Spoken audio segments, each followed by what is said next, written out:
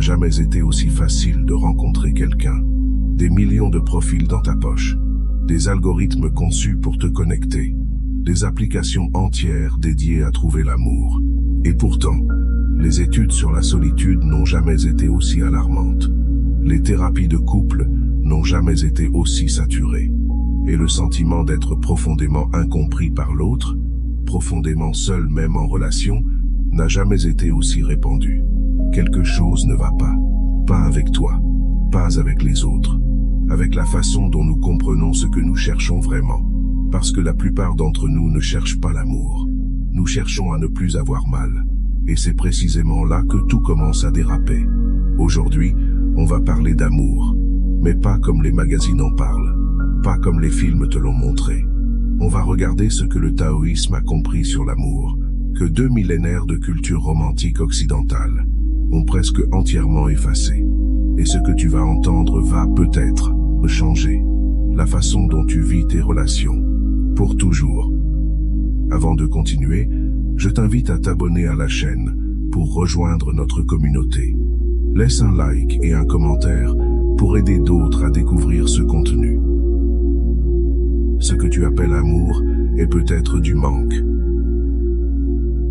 Il y a une question que presque personne ne se pose vraiment. Pas « est-ce que j'aime cette personne ?» mais « est-ce que j'ai besoin de cette personne pour aller bien ?» Ce sont deux questions radicalement différentes. Et la confusion entre les deux est à l'origine de presque toutes les souffrances en amour.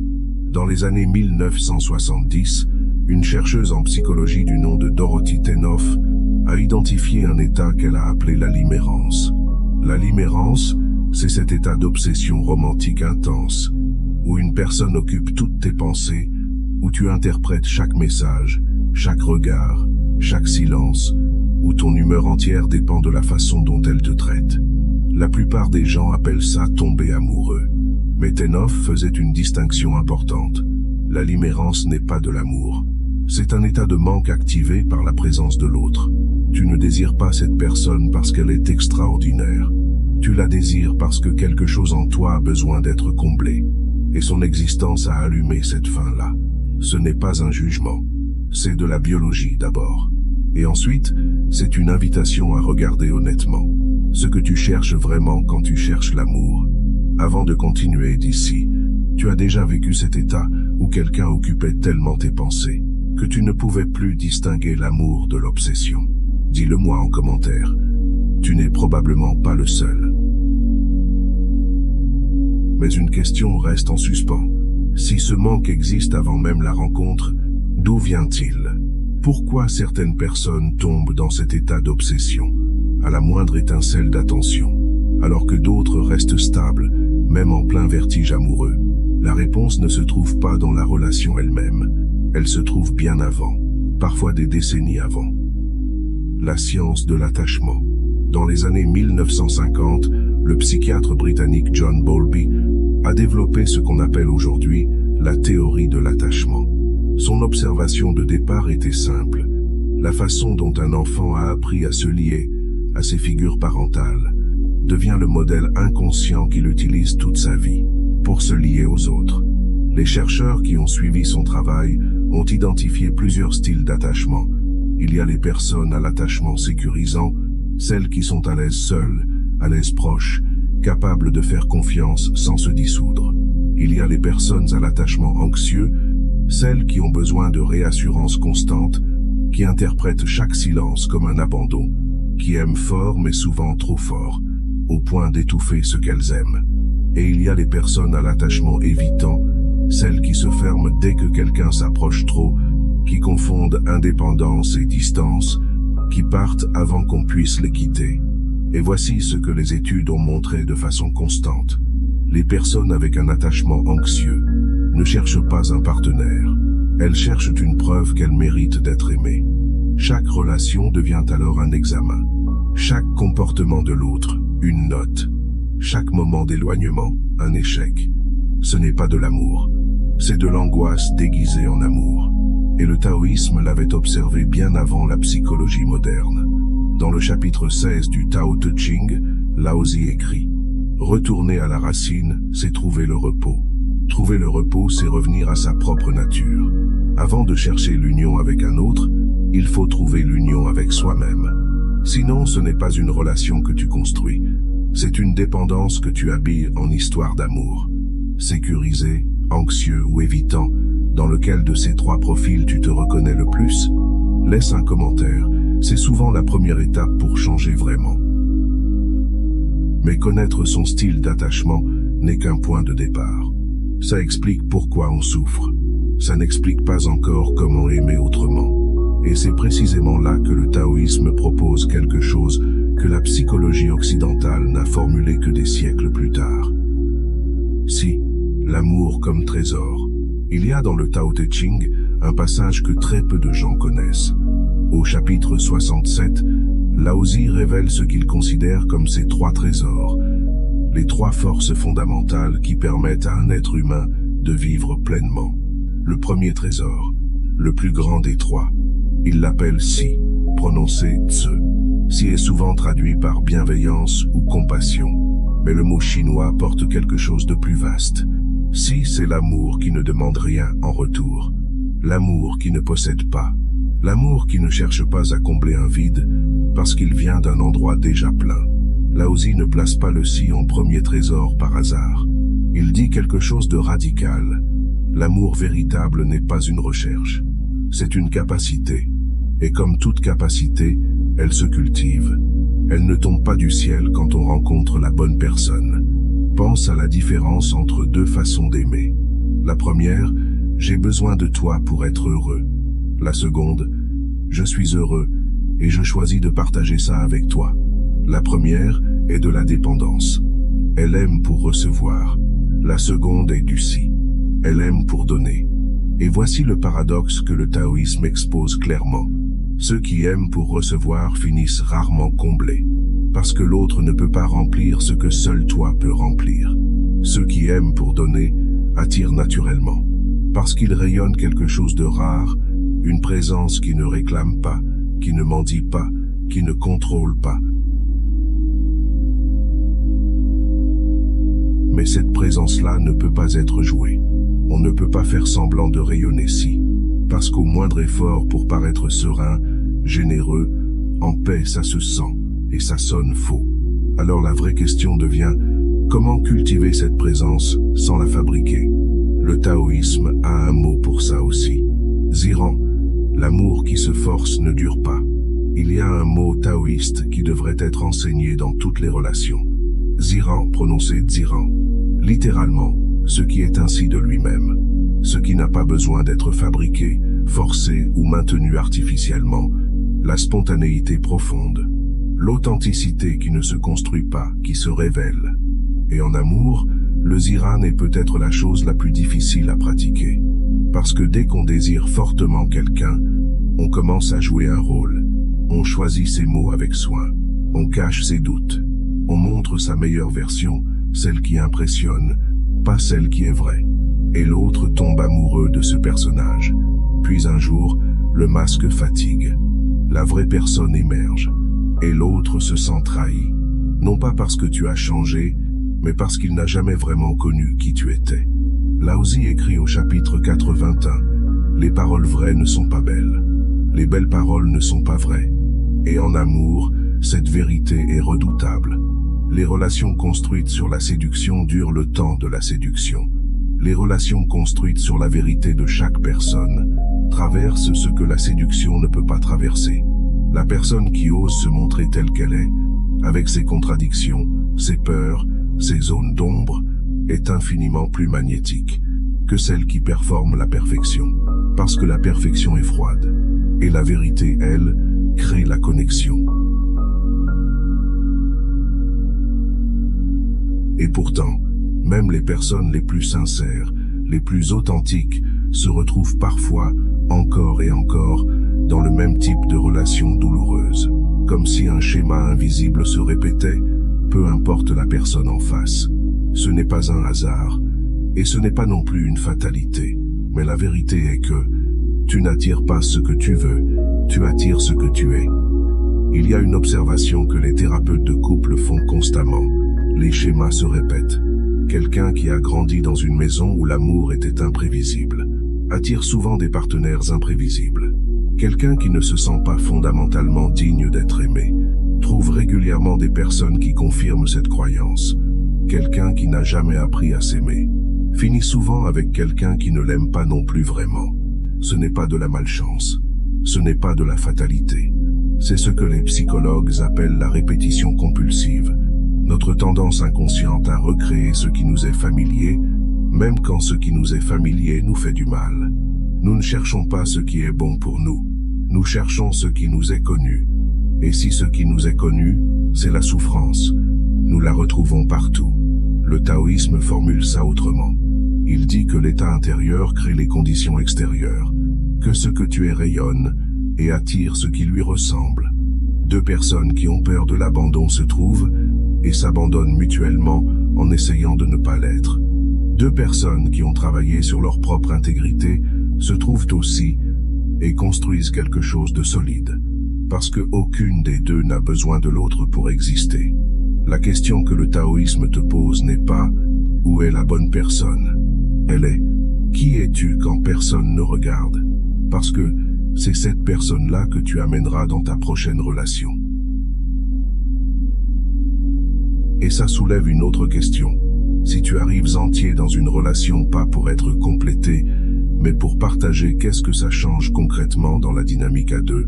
Parce qu'il y a une croyance profondément ancrée dans notre culture, qui va exactement dans le sens inverse.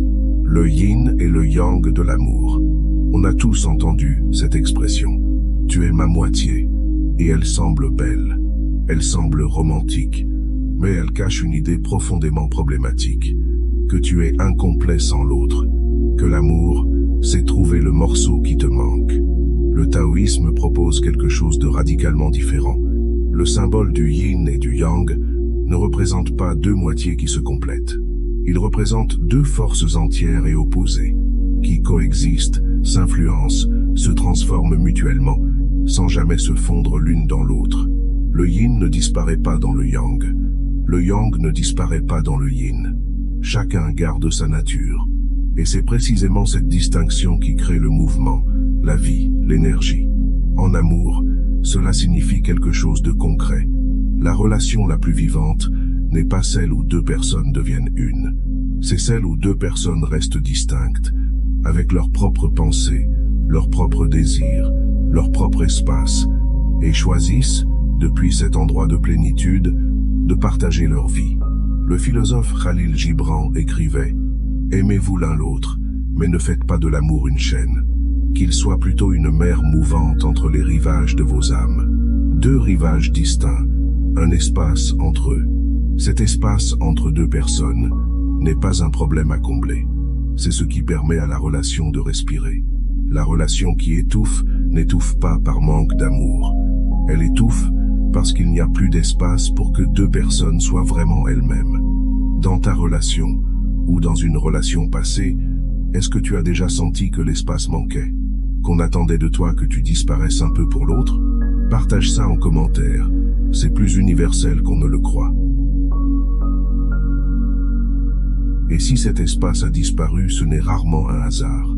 Il y a souvent une force invisible qui s'infiltre dans cet espace, qui le grignote petit à petit, sans qu'on s'en rende compte. Cette force, on ne l'appelle presque jamais par son nom. Cette force invisible, c'est le contrôle. Wu Wei en amour, aimer sans contrôler. Il y a une forme de violence dans l'amour que personne n'appelle violence. Le contrôle, pas le contrôle brutal, celui qui est subtil, qui se déguise en sollicitude. Je t'appelle parce que je m'inquiète. Je vérifie ton téléphone parce que j'ai besoin d'être rassuré. Je t'empêche de voir certaines personnes parce que je t'aime. Derrière chacune de ces phrases, il y a la même peur. La peur de perdre. La peur que si tu lâches, l'autre parte.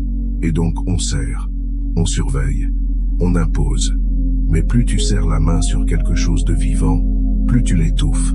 Et plus tu l'étouffes, plus il cherche à partir. Le Wu Wei en amour, ce n'est pas l'indifférence. C'est l'art d'aimer sans tenter de contrôler ce que l'amour doit produire.